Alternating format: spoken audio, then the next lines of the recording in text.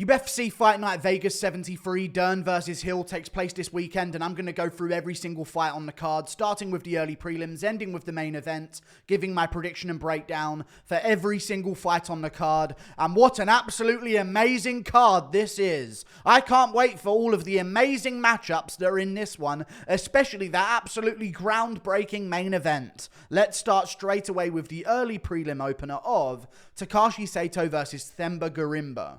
Now, this is going to be a striking matchup in my opinion, because neither of these guys are especially strong on the ground. In fact, it was kind of proven in their last few fights that maybe their weakness is the ground. So I think this is going to be a bit of a shootout on the feet early on.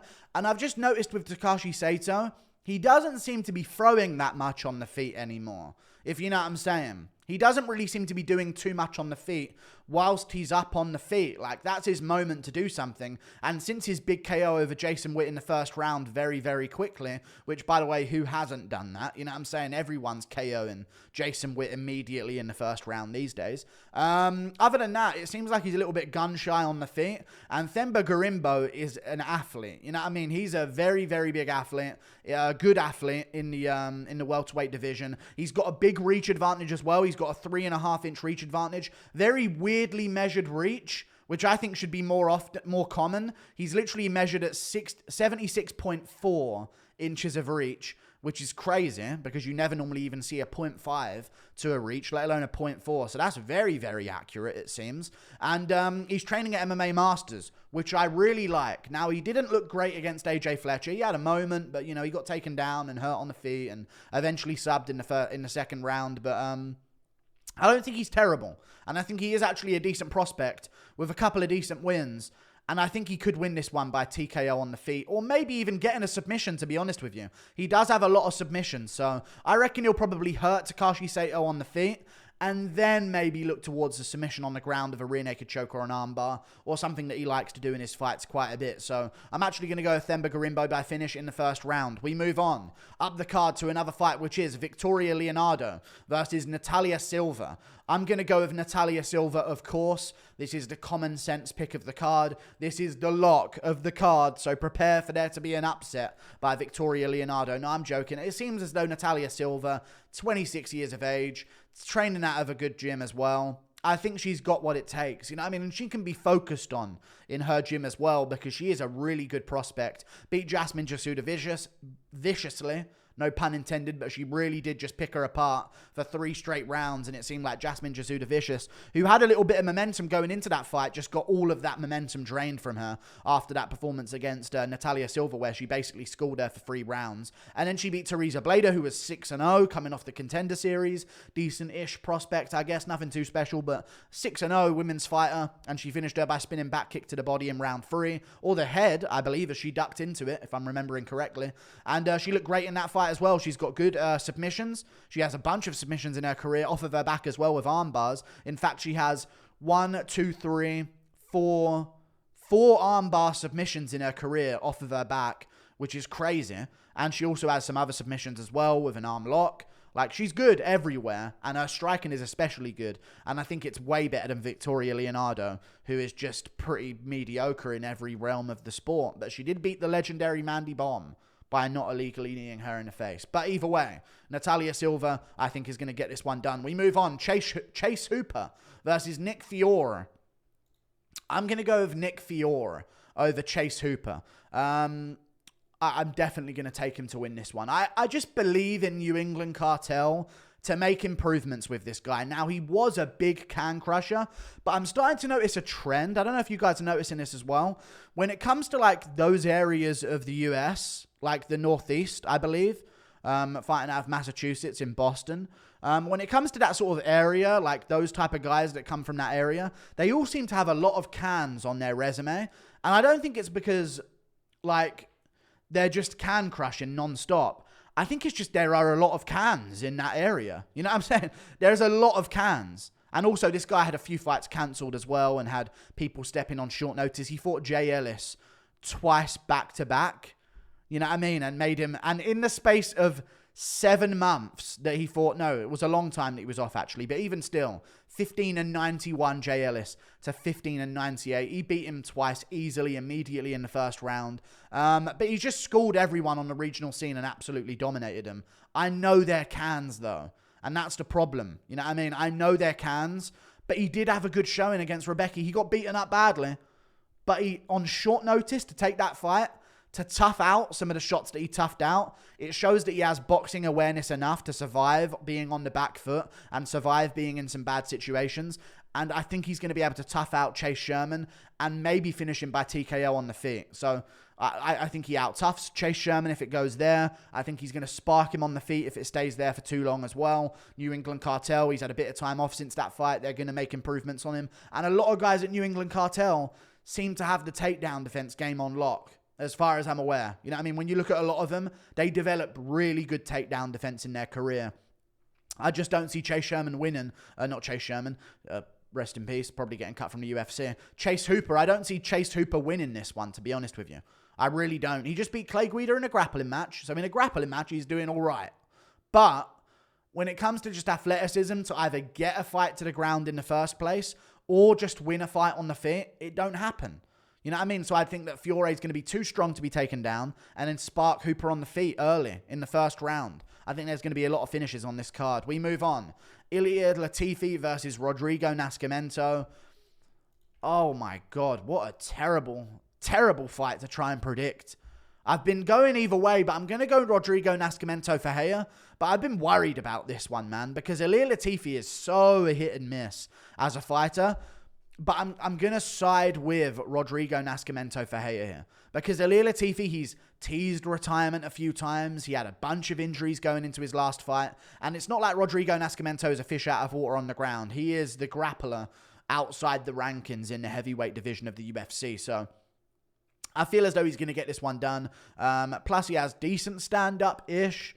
You know, I mean, he's able to get people to the ground and beat them there.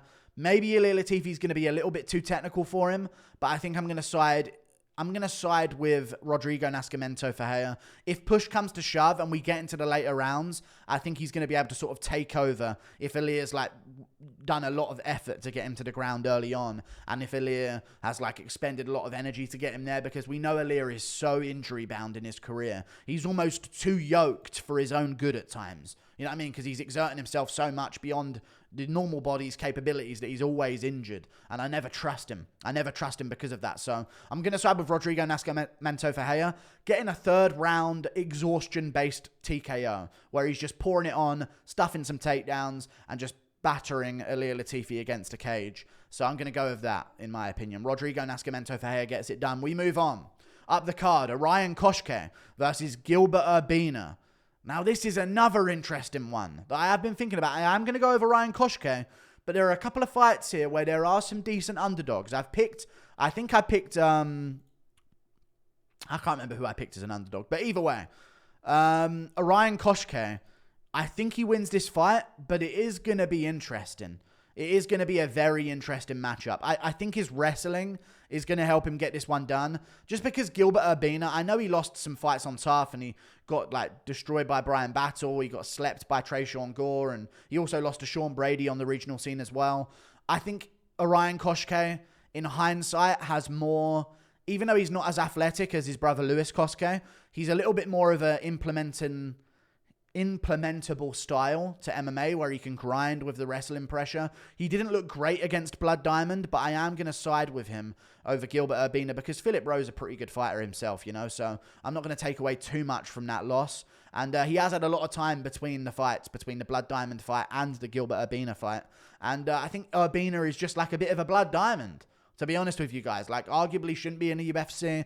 Tough used to be like people who all deserved to be in the UFC. One of them's going to actually get in. But now Tough's like all these people that don't deserve to be in the UFC.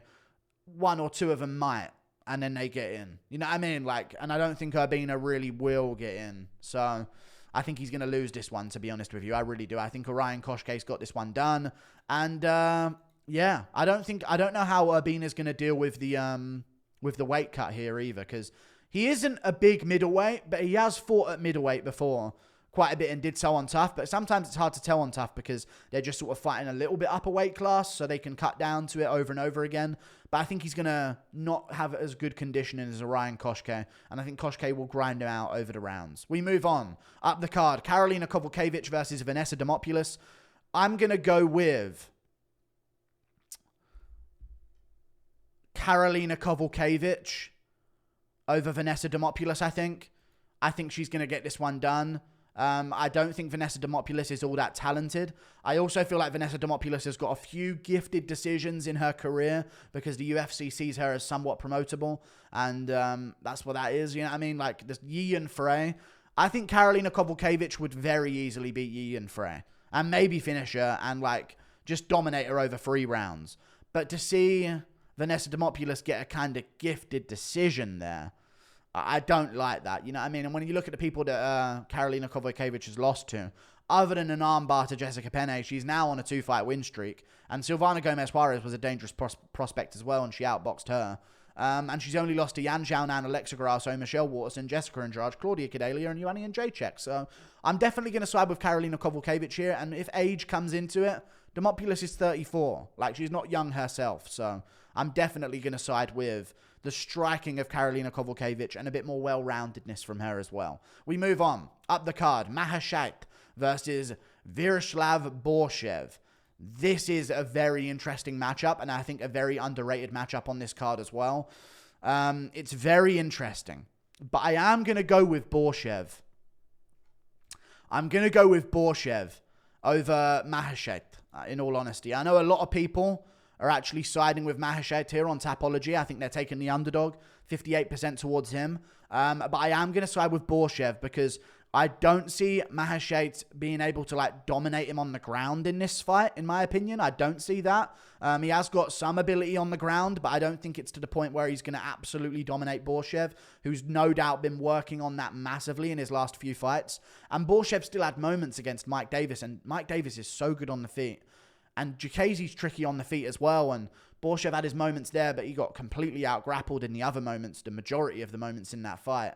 I think he's really nasty on the feet, and I think he's better than Maheshate on the feet as well. I don't know how much I rate a win over Steve Garcia, to be honest with you. I know Steve Garcia is looking good now, but I still don't think he's all that amazing, to be honest with you. So I'm definitely going to side with Borschev. If this is a stand-up fight, which I expect it to be, I reckon he'll finish this one by late rounds TKO to a body shot. We move on. Up the card, Michael Johnson versus Carlos Diego Ferreira.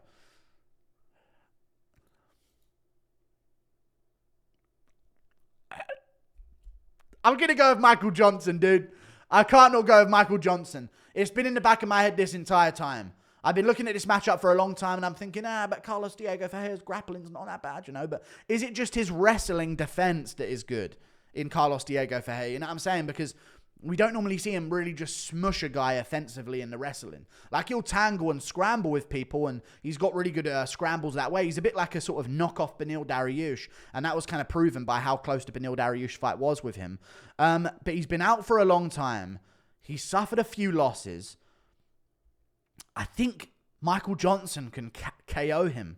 I think he's going to KO him as an underdog. So that's what I'm siding with here in this matchup. You know what I mean? Like, he has been doing good against Gamrot, but I think it's so weird how a certain part of someone's game can completely make up for another part of it. Because I think Gamrot's pretty weak on the feet. I really do. I think he's so off on the feet. Such bad timing. He doesn't look comfortable at times either. And then you've got Gregor Gillespie, and it's just like, man, it's tough to say. Because he did go to a split with Dariush. But I am going to go with MJ getting a KO here. I think there's a massive speed difference on the feet. And I'm not going to try and do MMA algebra here, but we saw Poirier hit Diego Ferreira with that speed on the feet. And Johnson's got faster hands than Poirier, proven by the fact that he KO'd him bad. Not the same Johnson. Not the same Carlos Diego Ferreira. I think both of them have dropped off a little bit in their career. I'm going to side with Michael Johnson. We've seen Mark Jacasey dominate a past few opponents with his grappling, and then he came up against MJ, and MJ shut that all down. Shut all the grappling down, showed improved takedown defense. I think he's at a point now in his career where he's like, I've got to make my money now or never. I'm 36 years of age. I'm on a good contract. I'm at Killcliff still. Been there for ages. We got killers coming up in the gym. No abundance of training partners whatsoever for him. Or an abundance of training partners for him.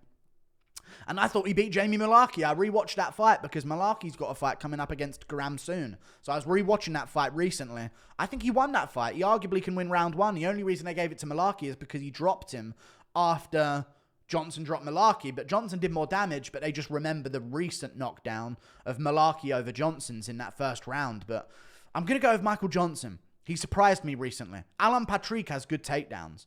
You know what I mean? He's a good grappler. You know, Jamie Mullarkey, he's a good fighter, a really good fighter outside the rankings in the lightweight division. And Jacasey's good as well.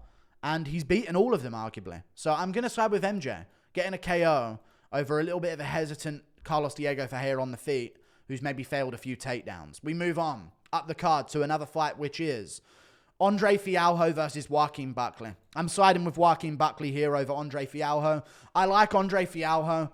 I was really I jumped on the hype of him because of how active he was being, because I do think that activity is one of the most effective parts of fighters' games that they don't take into consideration enough. A lot of the fighters that have had a massive amount of success in a short amount of time have done so through activity. When you look at the rise of Conor McGregor, when you look at the rise of Israel Adesanya as well, and Usman even as a champion as well, you see these champions, the ones that stay active, stay champ.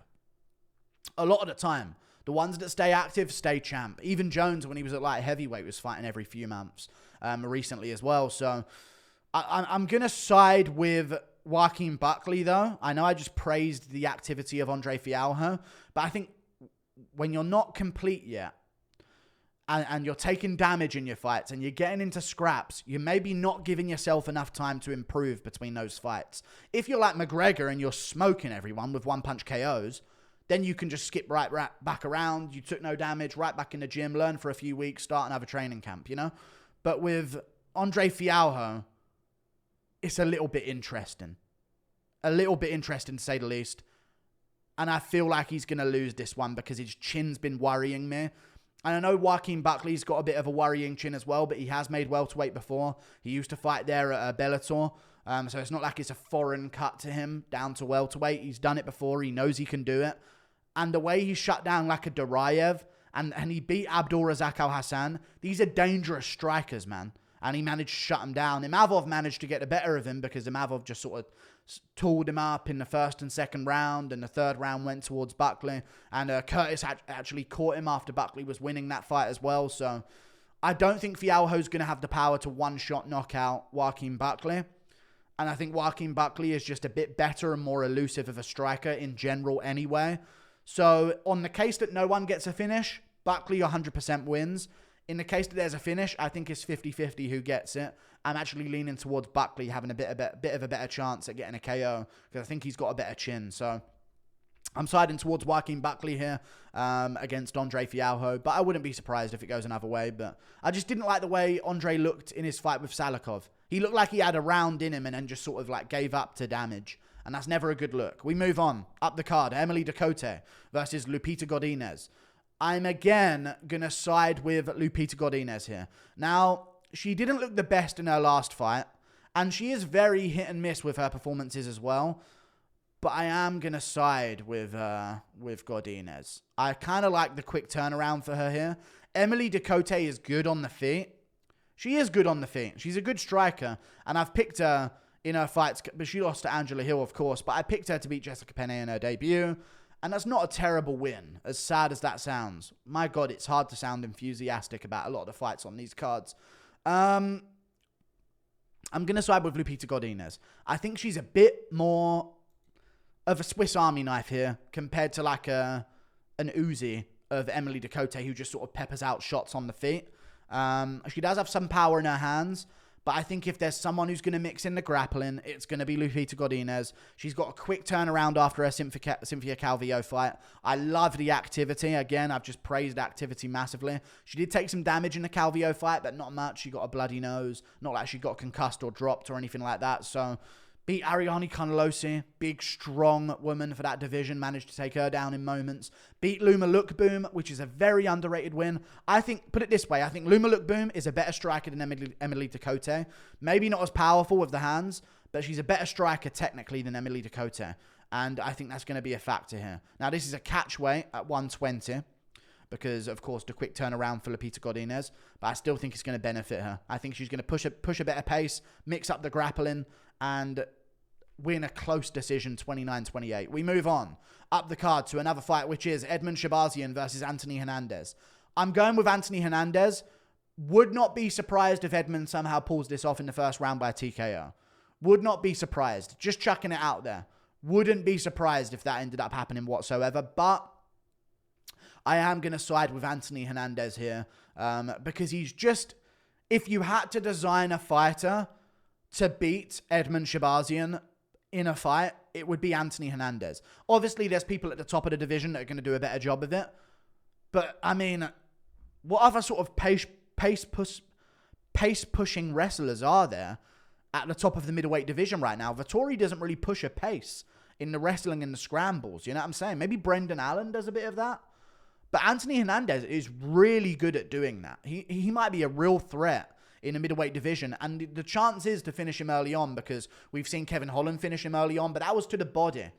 You know what I mean? When Hernandez had a bit of chub on him, and he's lost a bit of that chub now, but of course that bit of chub helps him push a bit more of a pace without all that fast twitch muscle mass. But I think he's going to push a pace on Edmen Shahbazyan, maybe overcome a bit of danger early on.